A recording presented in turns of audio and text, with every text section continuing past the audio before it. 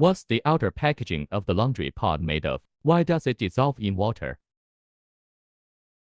Polyvinyl alcohol is the main material of PVA film, which is water-soluble packing. Polyvinyl alcohol, referred to as PVA, is made from vinyl acetate by polymerization and alcoholysis. PVA is a white, stable, non-toxic, and water-soluble polymer. The form of powder, granular and flocculent. PVA contains many alcohol groups, which are polar and can form hydrogen bonds with water. It is easily soluble in polar solvents, such as water, glycerin, phenol, etc. But it is insoluble in formaldehyde, benzene, acetone, gasoline, and other general organic solvents. PVA is the only vinyl polymer that can be used by bacteria as a carbon source and energy source. Under the action of bacteria and enzymes, PVA can be degraded by 75% in 46 days. So it belongs to a kind of biodegradable polymer material. Because of its performance between plastic and rubber,